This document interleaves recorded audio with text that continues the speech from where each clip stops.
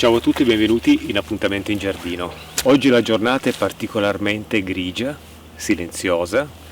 nebbiosa, anche perché c'è una foschia più che una nebbiolina che avvolge un po' il paesaggio, adesso un po' meno di prima. Nel luogo dove abito è frequente nel periodo invernale trovarsi davanti a giornate che sono particolarmente silenziose e quindi se non ci si organizza a fare un qualcosa può diventare anche abbastanza impegnativo comunque affrontare delle giornate di questo tipo, perché sono giornate che spingono proprio a fare dei lavori, se il tempo lo permette naturalmente, se non c'è pioggia, se non c'è neve che cade, eccetera, e quindi poter fare dei lavori del giardino. Uno dei lavori che ho fatto è stato quello di scoperchiare la serra a tunnel. Non credo che utilizzerò ancora il nylon sopra la serra, credo che tornerò ad un orto aperto alla luce del sole, ma vi spiegherò poi dopo le mie motivazioni proprio per degli insuccessi dell'anno scorso e anche per degli impegni personali che non mi hanno permesso di seguire molto il mio giardino. Muoviamoci nel mio giardino, così ci facciamo un giro e vi spiego un attimino il nuovo progetto per quello che riguarda l'orto.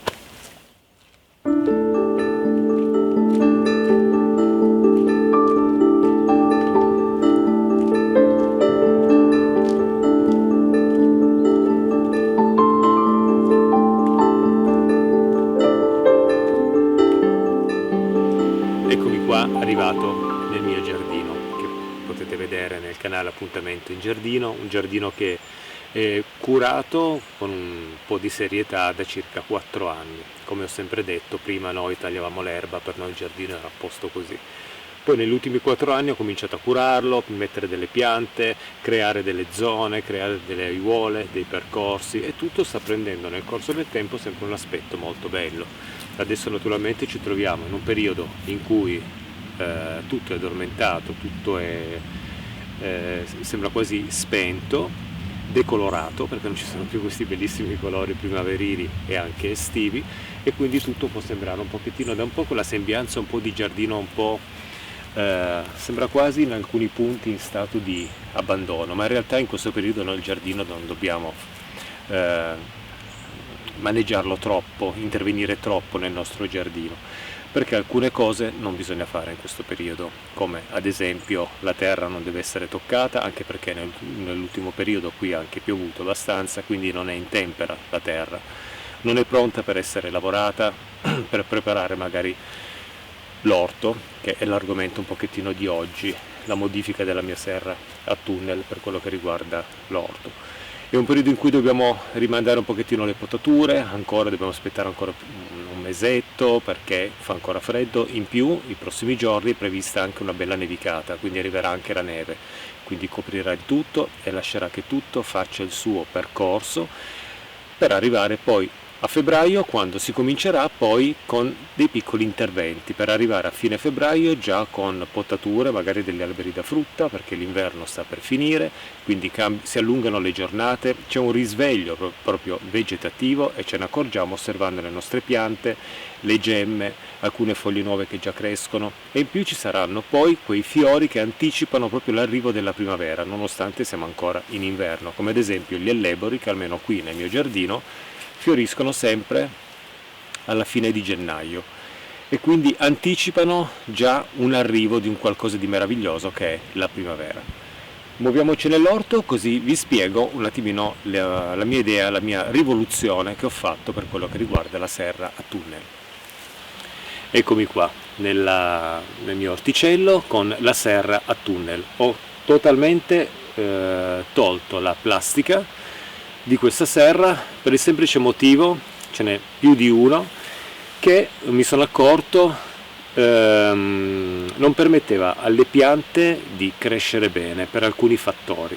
Uno di questi fattori è l'annaffiatura che facevo io, la bagnatura delle mie piante qui al di sotto della serra a tunnel. L'anno scorso è stato un anno un po' impegnativo, quindi non sono riuscito a seguire bene il mio giardino, ero assente tante volte durante l'anno e quindi c'era bisogno magari di acqua, quindi la davo poi dopo e il terreno si seccava. Poi ho notato anche che con una serra a tunnel la percentuale di acqua che viene usata è sempre tantissima, perché bagniamo noi, non bagna più la pioggia, è vero che la pioggia scivola dall'altra parte dei teli che sono stesi, entra nel terreno e al di sotto dei lati della serra il terreno si inumidisce. Però in realtà le piante dell'orto, le verdure, non sempre hanno delle radici molto profonde, a volte corrono proprio sotto alcuni centimetri della superficie del terreno, e quindi questo vuol dire che se entrava l'acqua nel terreno, andava giù in profondità e bagnava un pochettino, magari queste radici non riuscivano a raggiungere poi tutta l'acqua che gli serviva per far crescere bene le piante. Quindi grandi bagnature, terreno molto spesso secco, perché poi in estate qua sotto c'era un calore incredibile che non permetteva neanche lo sviluppo dei cetrioli che avevo piantato al di sotto della serra tunnel. Il terreno ho notato che era diventato molto arido e si era compattato, era molto friabile, era un terreno diverso da quello del mio giardino, e quindi questo intervento dell'uomo, intervento mio nel terreno dell'orto, ha fatto sì che ne ho cambiato, modificato un pochettino proprio le caratteristiche, bagnando io, aggiungendo magari il compost, ma mancava un elemento molto importante. Io ho aggiunto tutto quello che serviva per far crescere le piante, ma penso sempre che un elemento molto importante in giardino è un qualcosa di naturale, ovvero la pioggia. Quando è la pioggia a bagnare il terreno, io noto sempre che le piante crescono meglio di quando siamo noi a bagnarle, perché la pioggia entra bene in profondità, magari piove per un giorno intero, quindi c'è una bagnatura continua che bagna per bene il terreno, quindi le piante si idratano veramente per bene, e non come spesso facciamo noi con tante piccole bagnature, magari come ho fatto io per non sprecare tanta acqua dalle mie cisterne, tante piccole bagnature che non bagnano bene nel corso del tempo, e le piante non sono mai in quella situazione ottimale che permette una buona crescita. Quindi anche per questo ho tolto il telo. E poi c'era anche questa motivazione che io più vado avanti con l'età e più non amo molto le costrizioni, le cose chiuse, il sentirmi chiuso all'interno di un ambiente, una cosa che non sopporto sempre meno. Ed entrando nella serra tunnel con questa copertura di plastica mi sentivo all'interno proprio di un contenitore dove c'erano le piante, e questo mi faceva sentire un pochettino costretto all'interno, con una grandissima responsabilità per quello che riguarda le bagnature sulle piante che io ho sistemato. Adesso qui,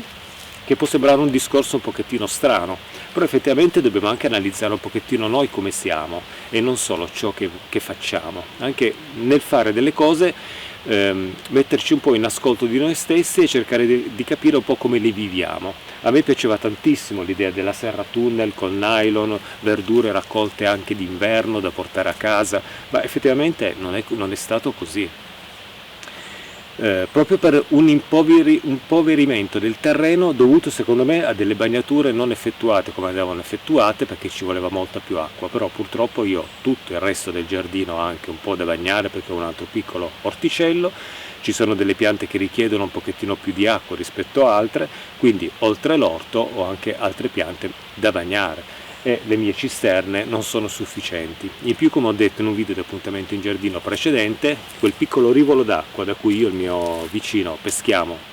l'acqua per riempire le cisterne, ahimè purtroppo è secco già da qualche mese, e quindi non sappiamo se arriverà ancora dell'acqua, e quindi quello che dovremmo fare è cercare di organizzarci. Dovrò organizzarmi con il sistema di grondaie per convogliare più acqua possibile alle mie cisterne e cercare di mantenerle sempre piene, approfittando di ogni pioggia. Questo potrebbe voler anche dire rinunciare magari alla coltivazione di piante che richiedono tanta acqua. Io ho le piante carnivore, ho diverse piante d'appartamento, effettivamente quelle di acqua ne vogliono tantissima, e quindi probabilmente dovrò un po' diminuire i vasi, o fare un vaso unico, oppure tornare un po' all'idea anche che era quella della primavera dell'anno scorso, di regalare un po' di doppioni di piante che non curo più tanto bene, perché magari sono troppe, perché non ci si riesce a stare poi così tanto dietro a tantissime piante. E anche perché noto che le piante d'appartamento sono molto belle, però quando si ha un giardino poi alla fine si passa ad amare forse un pochettino di più quelle del giardino, proprio perché noi le mettiamo nella terra, ci pensa magari la pioggia a bagnarle e ci rendono la vita un pochettino più semplice. Almeno io mi sento indirizzato verso mi sento portato verso questa direzione, verso le piante da giardino rispetto a quelle d'appartamento, anche se amo tantissimo le orchidee, però effettivamente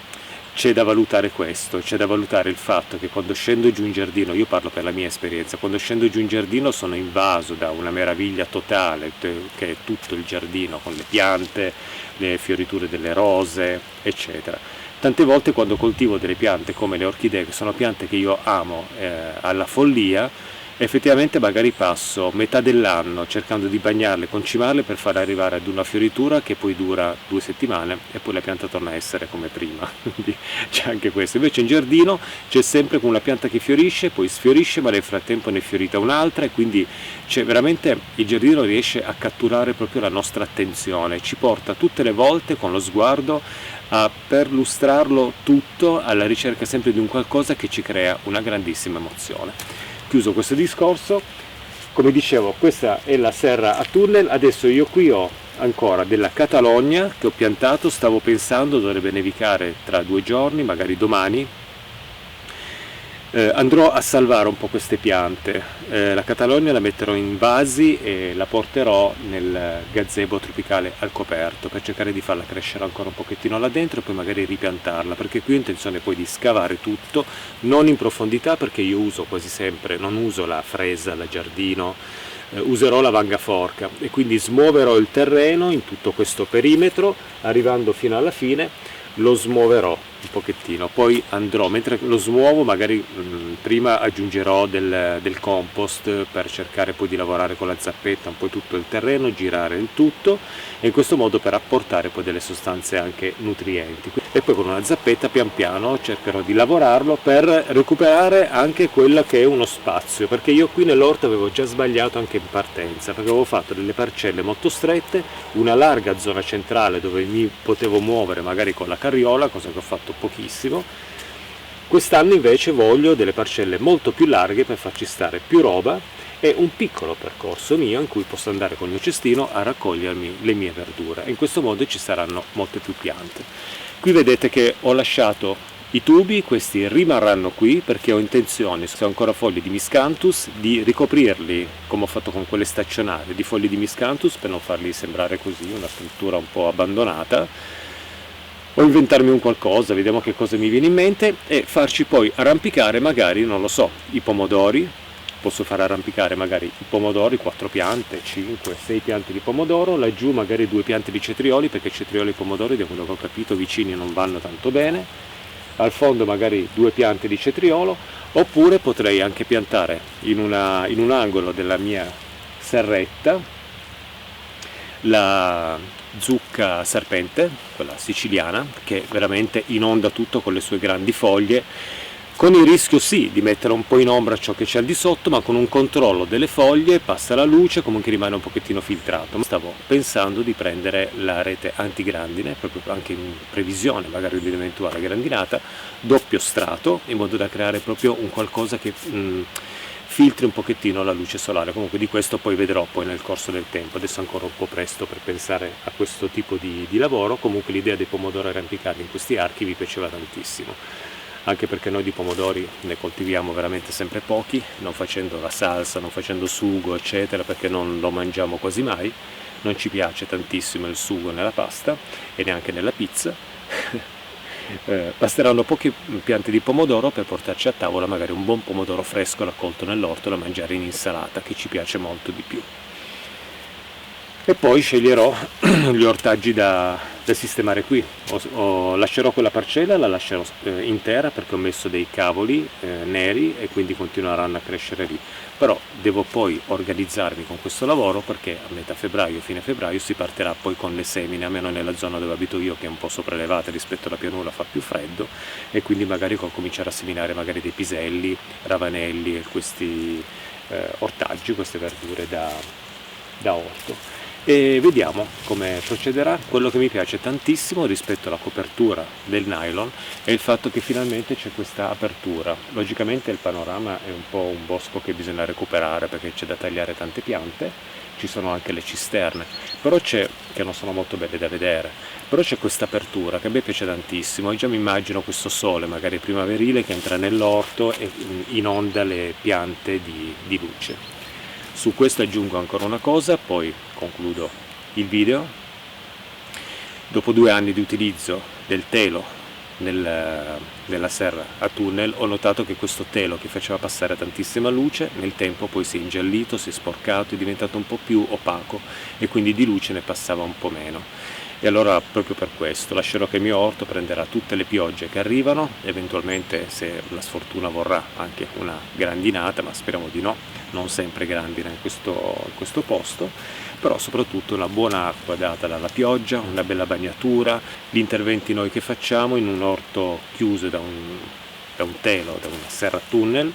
è sempre un intervento come quello che facciamo nei vasi. Le piante che crescono in vaso possono diventare molto belle, però bisogna veramente fare tanta attenzione, bisogna vedere anche il tempo libero che noi abbiamo per poterci occupare costantemente di bagnatura all'interno di una serra a tunnel. Io volevo togliermi questo lavoro, quando piove bagna la pioggia, quando non c'è la pioggia utilizzerò un po' di acqua delle mie cisterne per idratare un po' le verdure. Forse il problema principale sarà dato poi dal periodo forse estivo, quello magari di luglio e agosto, che sono 2 mesi in cui magari piove poco. L'anno scorso ha anche cominciato una siccità, da agosto fino a settembre non c'è stata una goccia d'acqua. In quel caso lì può rivelarsi utile una cisterna con dell'acqua conservata all'interno, proprio perché non c'è stato il bisogno di bagnare tutto costantemente esaurendo tutta l'acqua contenuta all'interno della cisterna, e quindi un po' meno bagnature e forse delle verdure che crescono bene perché sono esposte proprio agli agenti atmosferici, un po' come in natura. Bene, siamo arrivati alla fine di questo video di Appuntamento in Giardino dedicato a questa idea che ho appunto di fare di nuovo un orto scoperto, inondato dalla bellissima luce solare,